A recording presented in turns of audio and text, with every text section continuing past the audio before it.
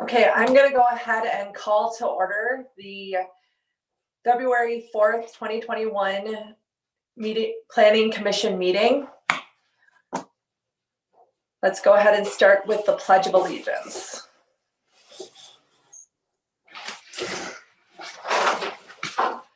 I pledge allegiance to the flag of the United States of America and to the republic for which it stands, one nation, under God, indivisible, with liberty and justice for all.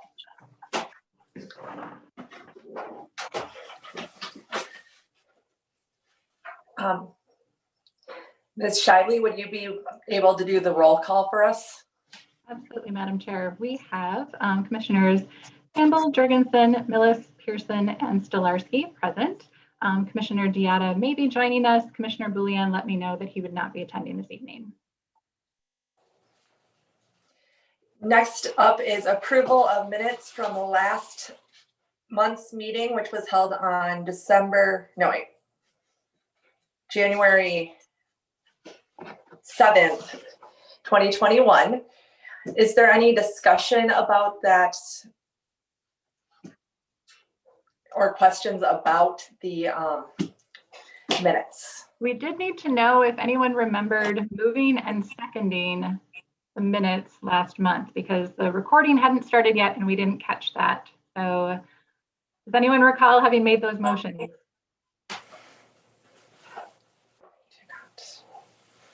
Or anyone who typically moves the minutes and seconds them?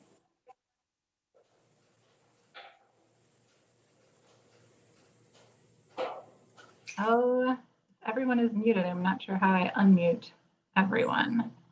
I think you can unmute yourselves.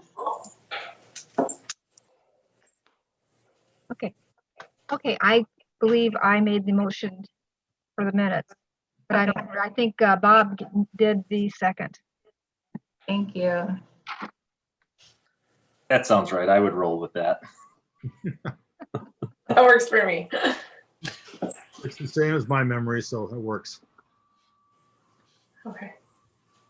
Great. So then we'll just add those to the minutes and then we'll be good to go to have someone move them and second them this time. And then because we're doing virtual meetings, every time we take a vote on something, even a motion like the minutes, I'll read the roll and then you can say aye or nay.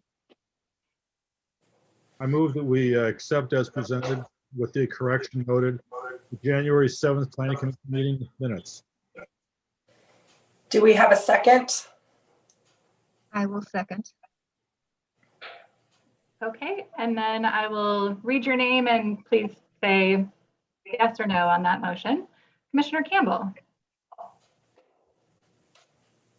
Commissioner Campbell, vote aye. Yes, he's muted, so. Sorry, I muted myself and then I couldn't. Yes, aye. Okay, Commissioner Jurgensen. There we go. Commissioner Jurgensen votes aye. Commissioner Millis. Yes. Commissioner Aye. Pearson. Aye for Pearson. And Commissioner Stolarski. Aye for Stolarski. Thank you.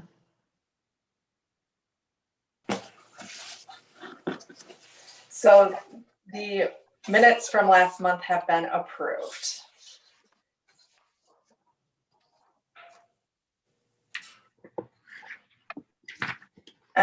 Is council member, next up is council member Olson. Do you have any updates for us? Sure, I can give you a few.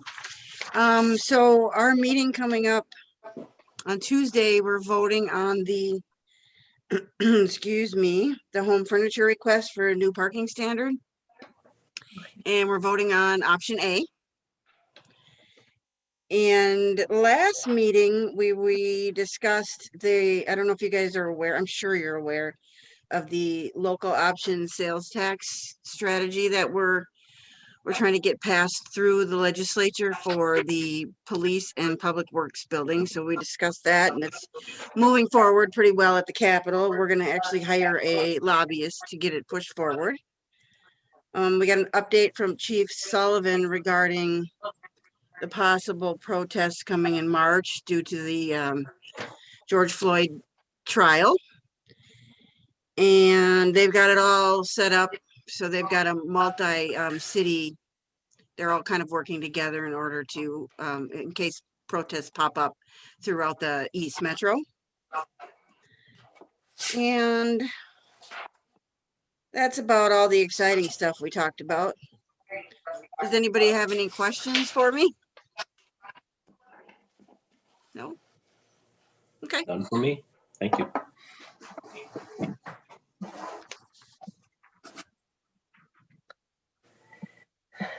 Next up, we have our public hearing. We will go ahead and open that up for discussion about the changing the zoning for the signs for big box retail signage. Great, and I will start with just a brief staff presentation. So I'm Emily Shively, I'm the Oakdale City Planner, and the item before you this evening is a request for a zoning ordinance text amendment related to signage. And the applicant is Home Furniture, and this is the second of 2 requests for policy changes related to their intent to purchase and remodel the old theater building at 1188 Helmo Avenue North. This sign ordinance amendment has been developed in collaboration between staff and the applicant to create a standard that works for both the city and for Home. The amendment reflects a longstanding need to update the city's sign code to recognize that larger retailers need larger signs, such as Target, Cub, Hy-Vee, Menards, and so on. So the proposed ordinance ties into our existing sign code and does the following. It defines a big box retailer first as an establishment with 60,000 square feet or greater gross floor area.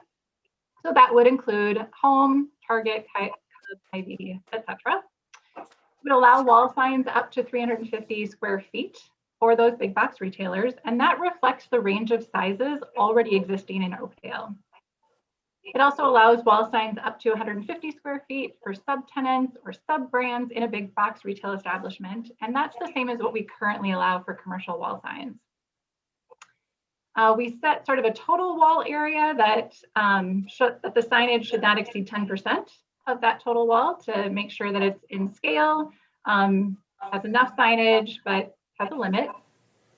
And then for multi-tenant big box retailers on property abutting an interstate like 694 or 94, the code will specify that 1 pylon sign is permitted for all of those retailers within that building.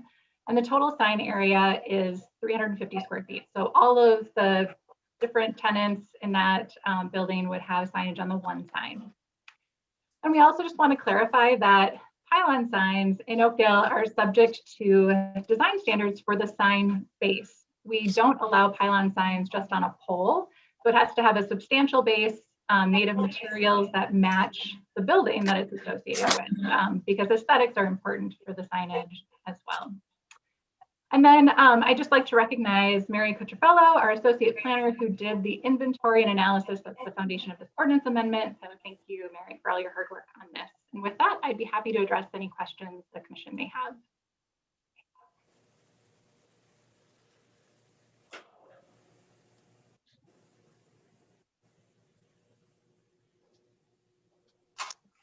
Can I ask a quick question? Where did you come up with the 10% figure for the total signage? Good question. So that was part of Mary's research, and we looked at our existing buildings in Oakdale to kind of see what percentage of wall coverage their total signage already had, and then also looked at what Home's request was, which is reasonable and very similar to our other large retailers in Oakdale, and came up with that 10% figure to kind of match what we already have, similar to the size of signs. And how does that 350 square feet on the pylon sign match with what's already there for the movie theater? Is it bigger, or is that about the size it's going to be? So the theater doesn't have a sign on 694 currently. Its marquee sign is on 10th Street, and that's considered a different type of sign. They're both freestanding signs, and that marquee sign that used to show which movies are coming or which are currently showing, that can stay there. and Home can repurpose that sign for their tenants there. Thank you. Emily, I have a question on the pylon sign at 350 square feet. We count one face of the sign in that 350 square foot number, but they can have two faces on that. So essentially it's like total of 700 square feet. Correct, if you're adding both sign faces, but Both typically faces. the way that we measure any freestanding sign is per sign face. So in our general commercial districts, it's 80 square feet, and that's per sign face. So yep, we just measure one side. So that 350 square feet would be one side of the sign. Okay.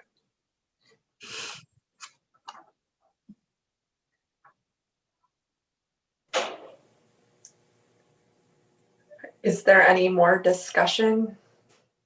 Questions? Marty's saying he's still muted. He wants Yes. something. So Hey, That was intentional, Marty.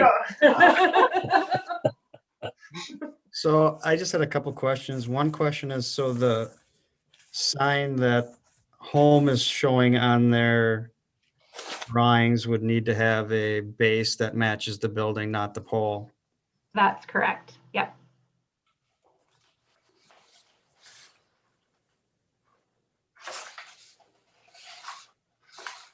So this is really two, it's a Home initiated request, but it's actually a city action for the ordinance.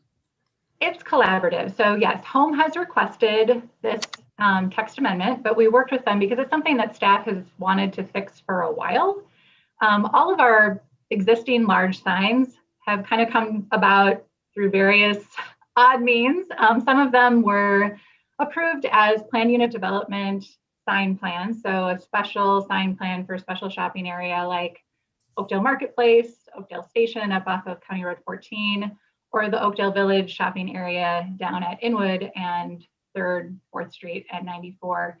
Other signs, like the ones at Bergen Plaza, were done either under variances or just special considerations in the past. So what we've had to do when we've had tenant changes is to look at what size sign was allowed in the past and then allow that to continue forward. And it's been difficult to administer to try to find those past records and make sure that we're matching with that. And so looking at all of the signs that we have in Oakdale, we've got larger signs than 150 square feet, and they fit with the size of the building. And so we wanted to create a clear standard.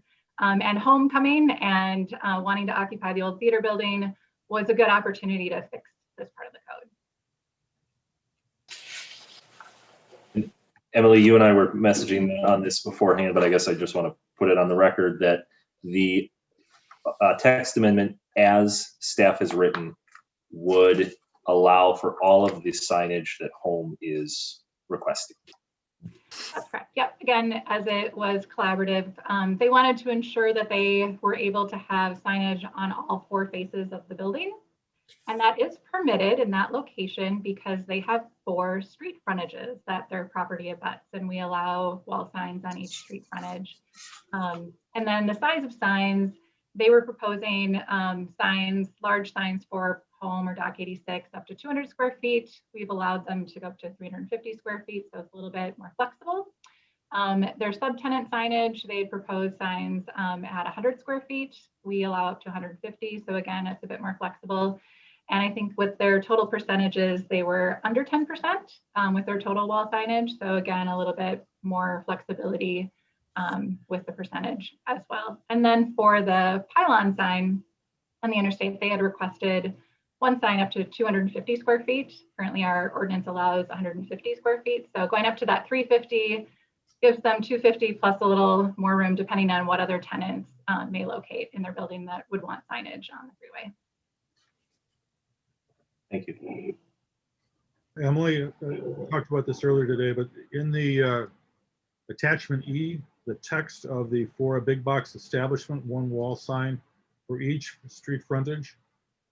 But then later on, it's confusing whether it refers to this can be three walls, each independently signed with the 350 square foot main sign.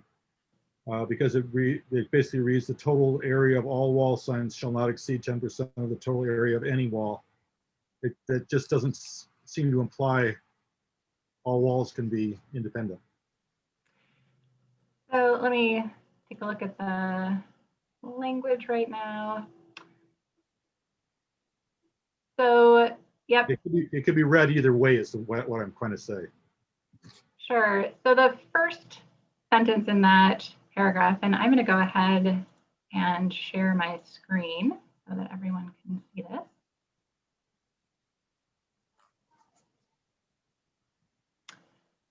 So for the big box retail establishment, one wall sign for each street frontage shall be permitted on a building for each business located within the building. So one sign for each business, but the total to be 10%. No individual wall sign for the big box can be larger than 350. Wall signs for the subtenants shall not exceed 150 square feet. We may be able to wordsmith that to be a little bit more clear, but what's intended there is that for any tenant in the large building that has 60,000 square feet or greater, they can have one sign on each wall elevation that has a street frontage up to 350 square feet. And then for any of the tenants within that building, they can have one wall sign for street frontage up to 150 square feet. So all of the businesses within the building can have signage on each wall that has a street frontage. They have a size limit and then a total sign area for all of the signs per wall elevation. That's what's intended there.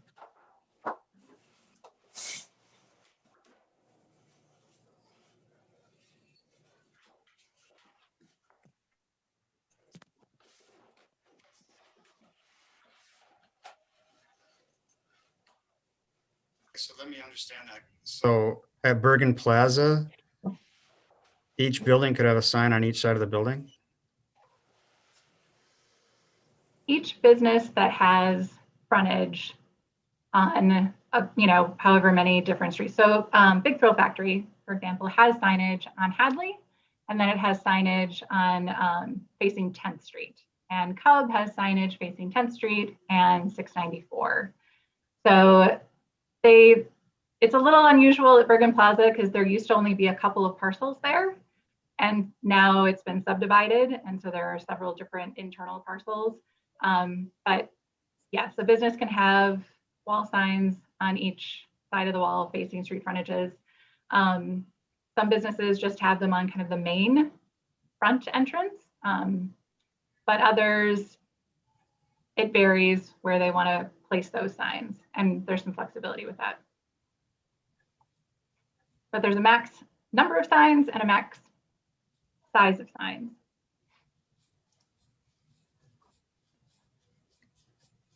When we measure the wall signage, is that just around the letters? The sign code is actually helpful in this regard when it talks about how to measure sign area. And you basically do draw a box just around the letters. So it's not the background that the letters are on. But for example, if Hardee's has the star, which is kind of part of their logo and brand identity, and the star is part of their sign, that is included in the total sign area. But the architecture or coloring or that does not include in that calculation. Correct. But that would just be for channel letters. If you had like a box sign with you measure the full box of the sign. We still measure just the sign. Can't remember exactly what the code says, but it's basically the lettering. So even if it is a solid box, a lit box with the lettering on it, we still just measure the message part of the sign, not the structure that it's attached to.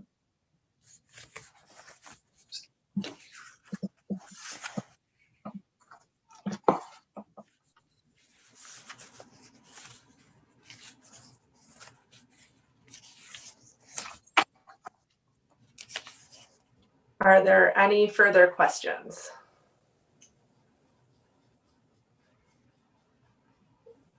I'm Is not there- sure if our applicants are Yeah, that's what I by was just me, but I am trying to unmute them in case they have anything that they would like to add. Yes, I was just gonna say, are they?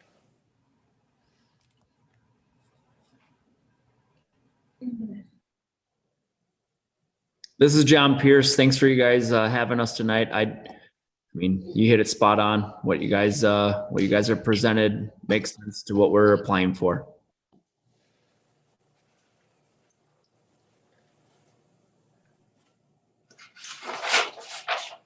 Did you guys have any questions for us?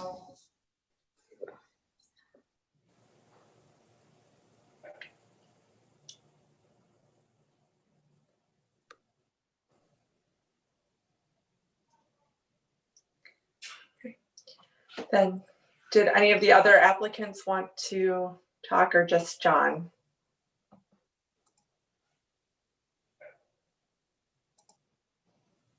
I have no questions at this time. Okay.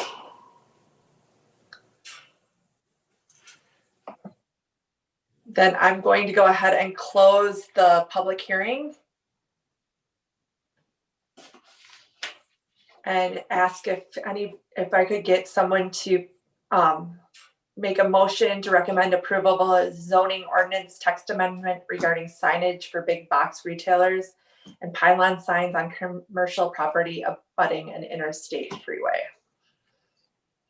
So I will moved. make that motion. Do we have a second? I'll second. Okay, do you want to call roll to do the vote or? I will. And so again, that was Commissioner Stolarski moved and Commissioner Pearson seconded. Commissioner Campbell, Aye. Commissioner Jurgensen, Aye. Commissioner Millis, Aye. Commissioner Pearson, Aye. Commissioner Stolarski. Aye.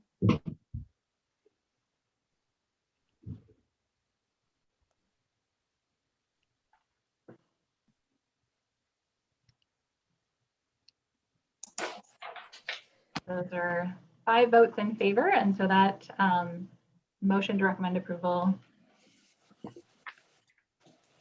is approved. Do you have any any updates for us at this time, Emily? Just briefly, if you've driven by Eagle Point Elementary, you can kind of see a little bit from 15th Street, but kind of going up, I think it's Hydrum, you can see that the walls are starting to go up at the school. So it's exciting to see the progress being made over there. AutoZone, I think they're pretty much complete, but I don't know if they have opened yet. I think their opening is imminent though. So you can stop by their location next to the Speedway up on County Road 14 up by Target. And you can see the size of the Target wall sign and, you know, how it's appropriately scaled to that building up there. For Willowbrook, the new neighborhood that's north of County Road 14, the City Council approved a final plat for the first phase of the neighborhood development. And that is going to be south of 40th Street and then just west of Ideal Avenue. It'll be 51 single family homes. They're single level villa style homes that Lennar will be building, and then 63 townhomes. So they're going to be starting to install infrastructure and streets and getting that neighborhood and some model homes built this spring. So it'll be exciting to see that neighborhood take shape. And we will have a planning commission meeting in March, on March 4th. Could I get a motion to adjourn? Move that we adjourn. Right. All those in favor? Aye. Aye. See you guys in March. Thank you, everyone.